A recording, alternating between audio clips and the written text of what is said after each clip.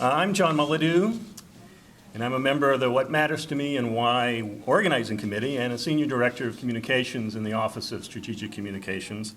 And I want to welcome you to this 23rd in our series of talks designed to build and strengthen bonds between people who teach, learn, and work together daily, and to foster understanding of how each of us embraces the UCI values. The Advisory Council on Campus Climate, Culture, and Inclusion, with the support of the Office of the Chancellor, began presenting this series in 2012, to offer a glimpse at what's behind the persona and to provide a chance to ask questions of esteemed members of our faculty and staff who make UCI such an exceptional place. Now, a few details before we begin. As you can see, this event is being videoed. If you do not wish to be on the video, we suggest that you move further to the back of the room. Now, following the talk, please complete the survey that you were handed. Your feedback is very valuable and helps inform our planning. Also, when you leave, please take your trash with you and dispose of it in the cans outside. Our next talk is scheduled for January 13th, so there's no talk in December. The January talk will feature Mary Gilley, who's a professor of marketing and senior associate dean in the Paul Merage School of Business. Registration will open approximately 3 weeks prior to the talk, probably before the winter break. But watch your email for the invitation and/or go to our website beginning sort of mid-December-ish. Now, this series attracts a diverse audience of faculty, staff, and students from across the campus. So before each speaker is introduced, it's our tradition to have you take a minute or so to introduce yourself to the person next to you and just let them know who you are and why you're here. 60 seconds. Now I'd like to introduce the person who will introduce our speaker. Here's engineering lecturer and president of UCI Interfaith, John Stupar.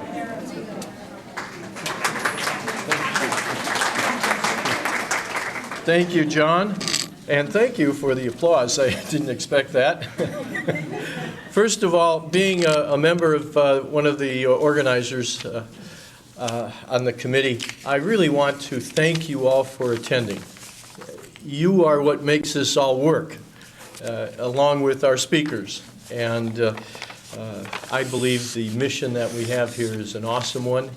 And so thank you for being here. It's my honor to introduce our speaker. Daphne Lei is professor of drama in the UCI Claire Trevor School of the Arts, and she also is the head of the doctoral studies in drama. She's internationally known for her work on Chinese opera, Asian American theater, intercultural theater, and the diasporic and transnational performance, which we had an interesting little discussion beforehand. She's the author of many scholarly articles in both English and Chinese, and has written 2 books. One in 2006 titled Operatic China, Staging Chinese Identity Across the Pacific. And in 2011, she wrote Alternative Chinese Opera in the Age of Globalization, Performing Zero. That sounds interesting. I think that might be an interesting read.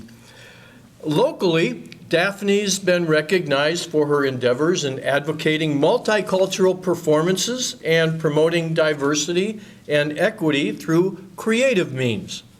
In 2007, she founded and has since directed Multicultural Spring, which is a UCI program that promotes multicultural performances. And in 2012, she created Dramatic Transformations, which is an annual research performance project to raise awareness of diversity through drama. Just recently, she launched Theater Walks, and she asked that I spell out walks, W-O-K-S. Maybe you'll explain that. Theater Walks. To foster Asian American talents and to raise awareness of Asian and Asian American theater on campus here. Just 2 weeks ago, Daphne was elected the new president of ASTR, which is the American Society for Theater Research, which is a U.S.-based professional society that fosters theater research and scholarship. And so, with that new position, her vision and her dedication to equity and diversity and multiculturalism will help guide and influence the field of theater research in the U.S. for the next 3 years. And now, for the next hour, she is anxious to bare her soul and share with us what matters to her most and why. So let's give a warm anteater welcome to Daphne Lei.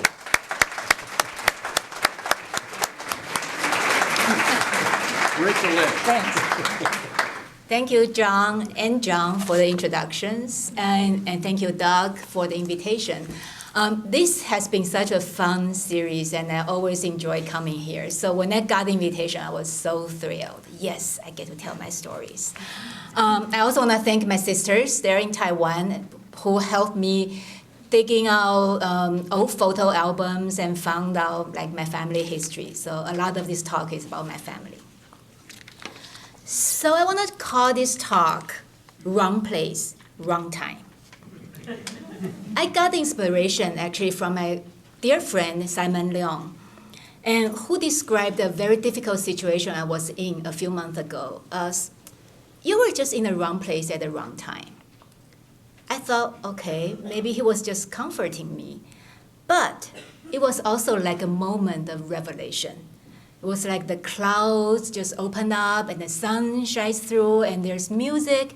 Yes, wrong place, wrong time. These words perfectly describe my life. And I'll tell you why. I'll start my story with my family. A few years ago, I overheard a conversation happening in the hallway. And it was Katie's voice. She was telling other students that she has 8 siblings, so 9 children total in her family. And there was another voice asking, Mormon? And I heard her voice replied, Catholic. I thought, well, if at that moment I opened my door and joined the conversation and told them, my family, we have 6 children, and the youngest one is a boy. And I guess the question to me would be, Chinese? And I will reply, damn right, Chinese. Both my parents came from very well-to-do families in China, but basically lost everything when they moved to Taiwan in 1949, after the communists took over. And I want to try to get the slides here.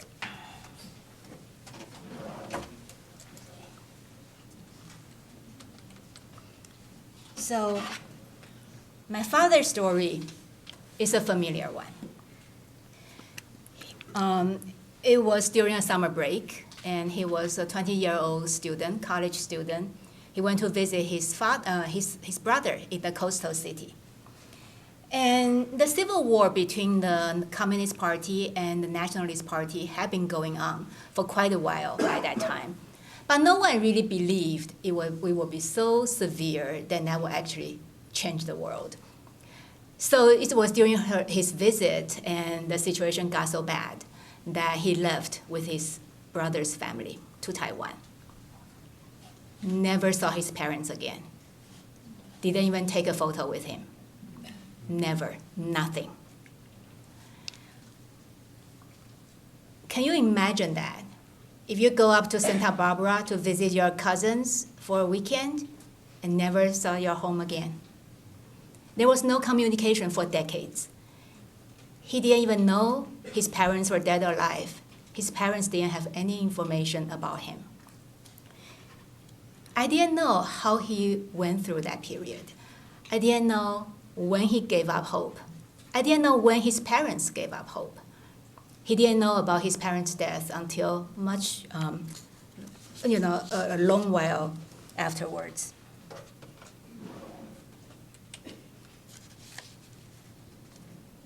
Last month, when we had a speaker here, Dr. McGow, and he was talking about free college education, and I was thinking about my parents. if it's not for the free college that was set up by the government at that time for these young students, I think my parents would have had a very difficult time. My parents actually met in college. My father was 20, my mother was 17. This was a little long afterwards. But they met in a college. They were college classmates. And they studied land administration and urban planning. And that was very good skill to have in a post-war Taiwan. And my father actually moved up the rank step by step pretty well in his government position. So when he retired, he was in a very high position. So war has deeply affected my parents' lives, but I grew up in peace.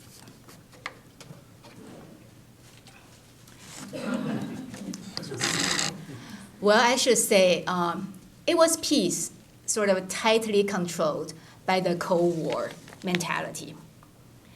But when I was growing up, money was always tight. But in spite of, or maybe because of the lack of material means, my mother always stressed our prestigious family lineage. In China, there was this practice called imperial examination, which lasts about over 1,000 years. And it is a kind of grueling test. It is a test on the classics.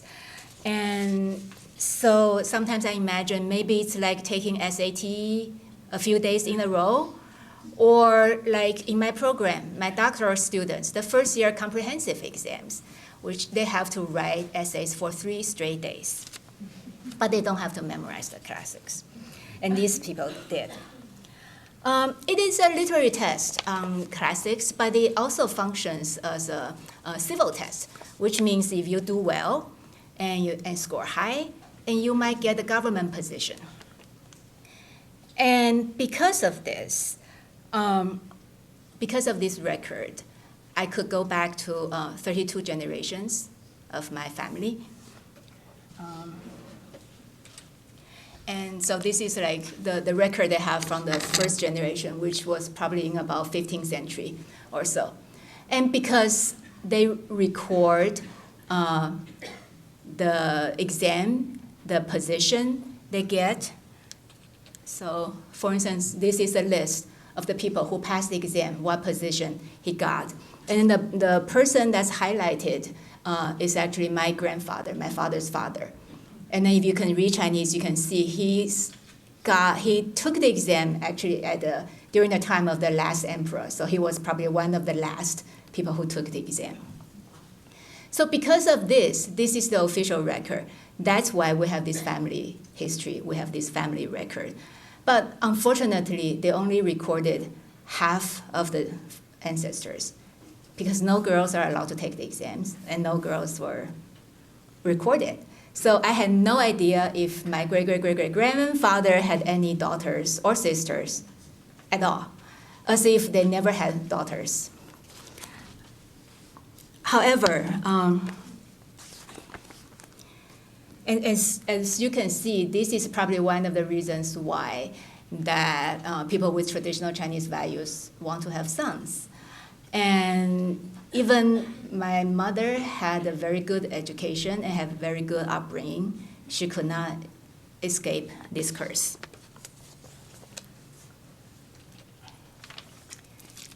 Despite the end of imperial examination by early 20th century, its effect lingered on, at least in my family. My father taught us classical texts, such as Confucius Analects, and many classical poetry, poems, and asked us to memorize them.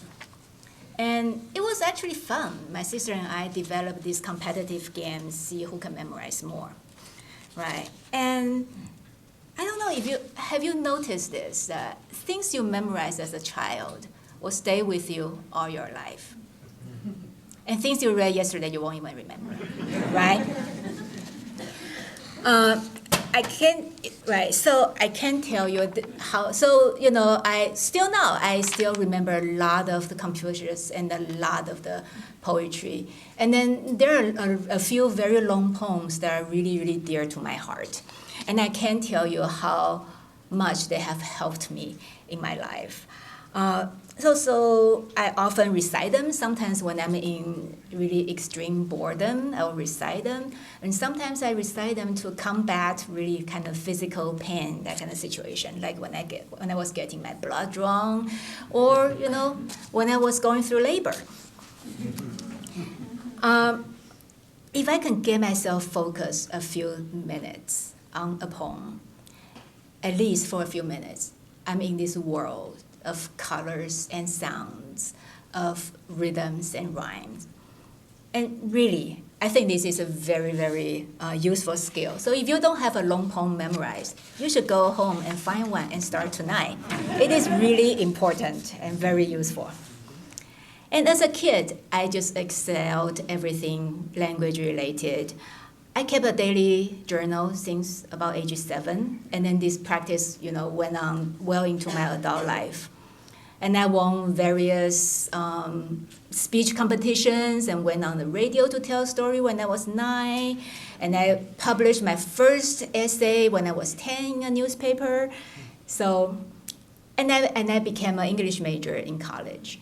In order to practice English, I started acting and directing plays in English. And that's kind of how I got into the profession. My mother didn't have a scholarly family genealogy, but her father, my maternal grandfather, rose up quickly in the military ranks during the war. And this is World War II we're talking about, and became a general. And actually working very closely with Chiang Kai-shek before retreating from China. And he retired pretty soon after he got to Taiwan and died when I was only 4, so I didn't know him very well. And my mother,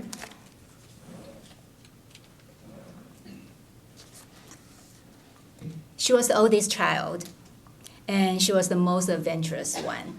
She often said, I should have been a boy. She was very brave. At age 14, she took a long journey alone to meet up with her father so she could go to the high school in that city. And the only transportation she had at that time was this boat, which was returning from the war zone, full of wounded soldiers. And she was the only girl on that boat. And she had my grandfather's name card, business card. It was sort of like her pass. Apparently, she only needed to tell people, I'm the daughter of this person, and people will escort her there. But so that must have been 1945, and when the war just ended, and a boat was going upstream 300 miles in the Yangtze River with this 14-year-old girl and lots of wounded soldiers. My mother talked about how gingerly she was walking around the soldiers and how scared she was because she was the only girl there. And she often talked about the limit of her gender, how she was confined by that. Well, she didn't exactly use these words because she didn't have any training in feminist theory or gender theories. The only thing she could say was, how much she wished she could have been a man. She was brave, adventurous, creative, articulate, and she had good vision and really, really good plans. She was a natural leader. And yet, she had to quit her job, stay home to take care of children. And remember, she was a classmate of my father, so they had equal training. They had the same kind of training. And she could only hope her daughters will do okay and hope she could produce a son. She used to tell me that when I was little, she would buy me boy toys, like, toy guns, I assume, and dress me up with like a boy-style boots. I was never a girly girl, and I always hated pink anyway, so I assume I enjoy those toys. But perhaps I was just trying to suppress some bad memory about myself being at the wrong place at the wrong time.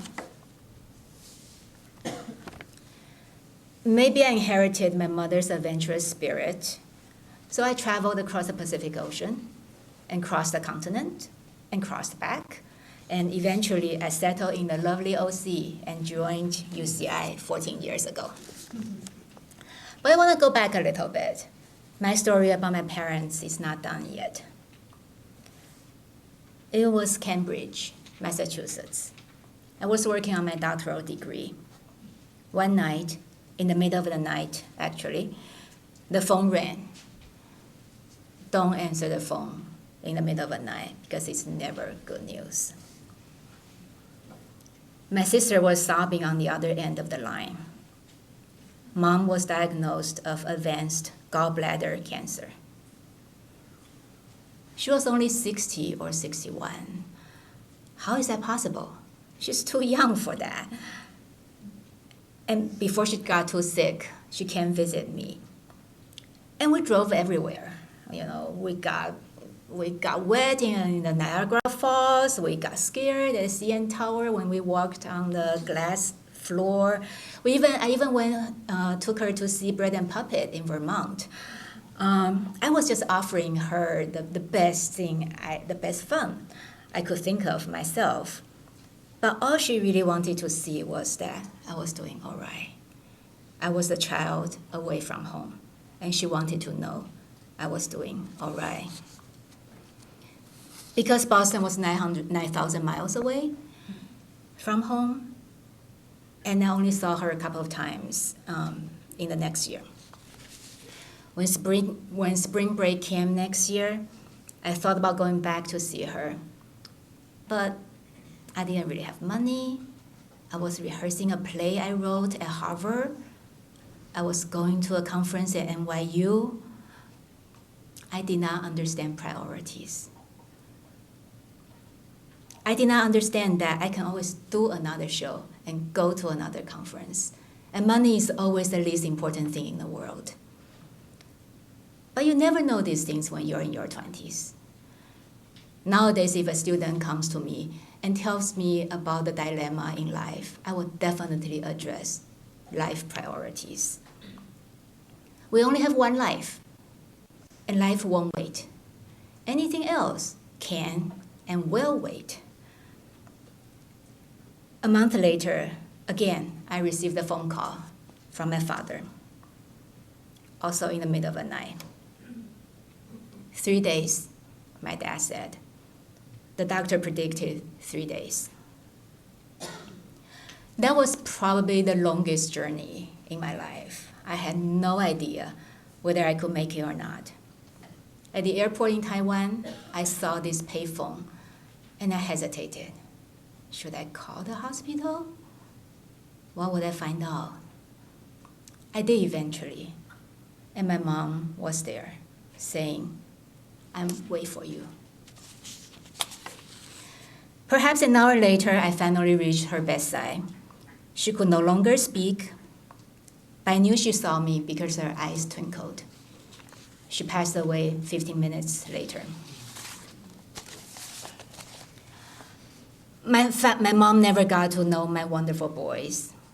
Milo, this was Milo's graduation, and this, you can tell this is near the Brain Event Center just a few months ago. So Milo, the person in a gown, who's a college freshman now, and he is one of the smartest people I know. He has such lucid mind and clear logic, and he will never lose an argument. Everyone told us that he should be a lawyer when he was 7 or 8.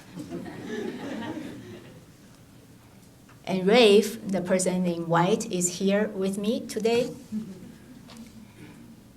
He's an amazing pianist and a very fantastic soccer player. His fingers has magic. When he massaged the keyboard, that can produce such beautiful sound, and I would just cry. Raising children is tough for everyone. And it's tougher for somebody who's working and basically doing most of the childcare, like myself. So I really highly depend on good luck. When my kids were little, I used to have this little TV and have some Pokemon tapes and some snack and toys in my office. That's my emergency kit. In case my kids are sent home from school and I have to teach a class. And as you know, college professors don't have substitutes. Maybe I can put my kids in my office and watch a video and nobody will find out. Luckily, I never needed to use my emergency kit, and I really had good luck. And then I think another thing about raising children is the most amazing thing is really to grow with them, to learn new things with them, and to learn about my own limits. And another great thing is to learn how big we can be. Children could be the cruelest human beings in the world, right? And yet, parents can always grow bigger to accommodate that with their love. And I think that's just a very amazing thing I find out about raising children. And my husband, David, who taught me everything about being a good scholar. I would say more than all my professors combined could have taught me. I grew up in a family full of sisters. This we took just a few months ago at my sister's birthday party, so we were just goofing around. As you can see, I'm the tallest one. I'm proud of that. So I grew up in a family full of sisters, but now I live in a world that is very masculine, both my family and the academia. They are both male dominant. And I'm actually grateful that my boys train me well. I know how to yell back at a naughty boy and talk to a bullying man. So let's not forget about Pixel.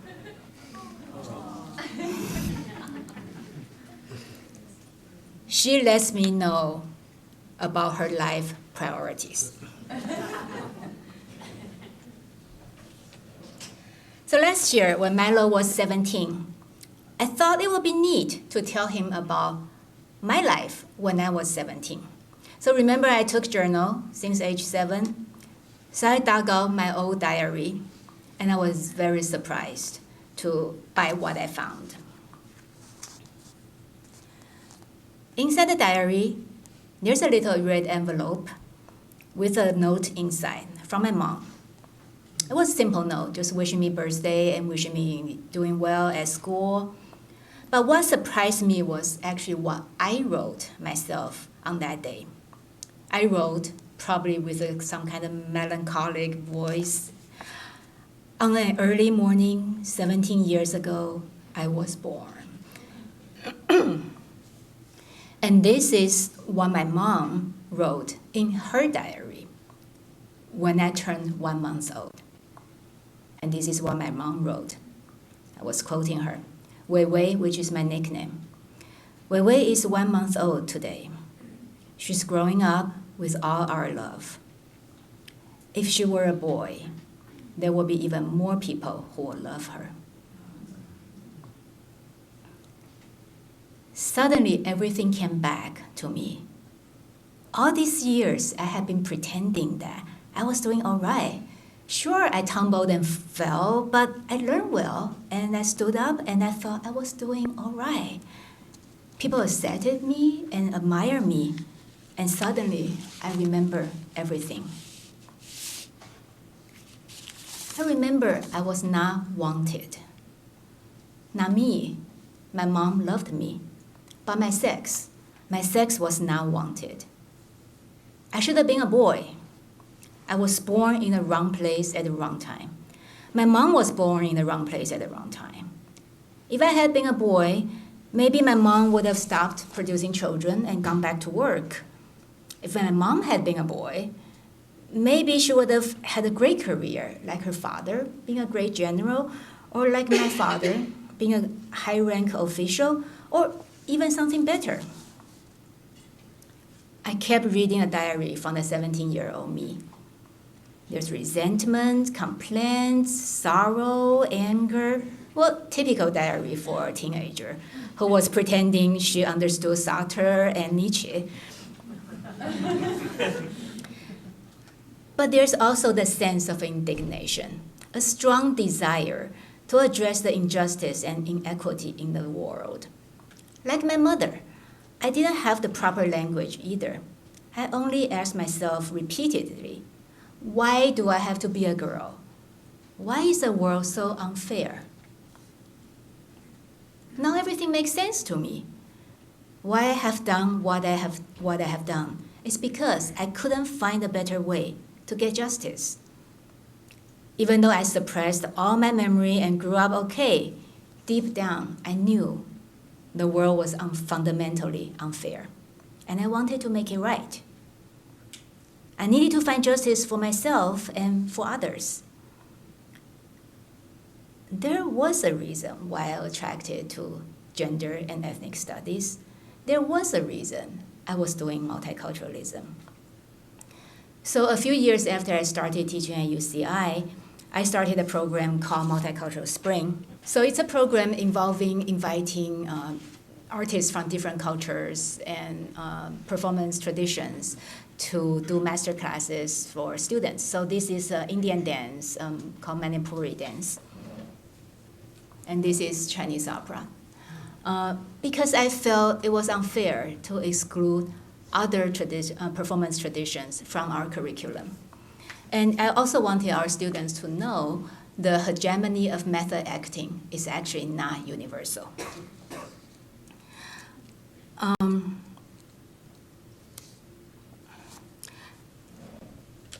And I served as an equity advisor for 3 years because I deeply believed in the value of equity and diversity, and I really wanted to know how we could do it in an institution.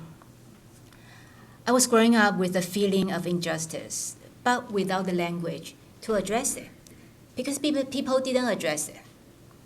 I went through grad school being the only other Asian, person of color, immigration, you name it, I was it.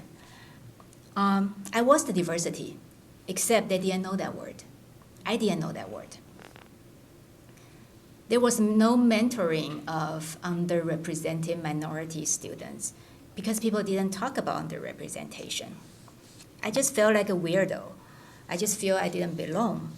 I just feel I was in the wrong place at the wrong time. 3 years ago, I started a program called Dramatic Transformations. So these are the 3 shows we did. The first one, Diversityville, Diversitopia, Diversity K. So every year we do a show. I wanted more people to care about diversity and equity, but I didn't want to bore them with a lecture. Therefore, we interview students and use their words to write a play. And just let me show you just a little bit of a very powerful scene. I hope we can hear it. So this is a scene between a Latina student who was interviewing for UCI grad school, and this is her future advisor. And we got this story from the interview. She was interviewing, and the professor said, "Can I ask you a personal question?" She said, "Sure." And the professor says, "How come you don't have any children or you're not pregnant? Because every Latina in my lab has children." So, of course, she was very angry, and then she thought, okay, I'm sorry I didn't live up to your stereotype. But she explained to him that, she didn't want to have children now because they were getting away, so that's her life priority, school, and all that. So this is a story we got from the interview, and this student chose to come to UCI even after this horrible interview. And I don't know if you could hear the gasp from the audience, and that was a really, really powerful just reconfirmation of what drama can do, because just hear the audience response. It's really, really powerful.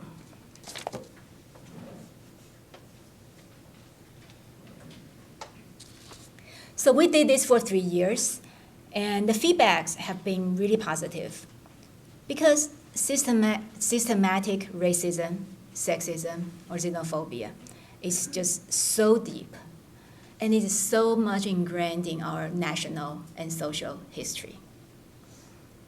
We cannot fix it with a Band-Aid. We need to have honest conversations, and we need to keep having conversations. I feel every year I cracked open the hard surface a little bit and revealed a little bit more question and have a little bit more dialogue. And I really think this kind of conversation needs to happen again and again because people forget, because situations change. And I hope the administration will continue supporting this project. And I truly think it's worth it. Wrong place, wrong time. It is exactly the sense of being wrong place at the wrong time.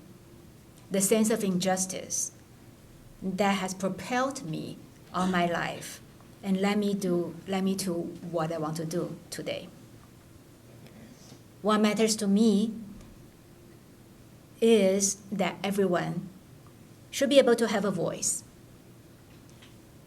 and be able to do what they want to do, and they should be treated equally. I just became the president of the American Society of Theater Research. When I stood at the podium 2 weeks ago, addressing an audience of a few hundred, I could easily imagine I was in the wrong place at the wrong time. The prestigious society was formed about 60 years ago. And I bet the founding fathers were not imagining someone like me will be standing there 60 years later for this American society. Wrong place, wrong time. I still feel very often I'm in a wrong place at the wrong time. The truth is, the higher I go, the fewer women and fewer people of color I see. Maybe I should thank my wrongness. I would not have known what would matter to me and why if everything had been right. I will end this talk by showing you this picture.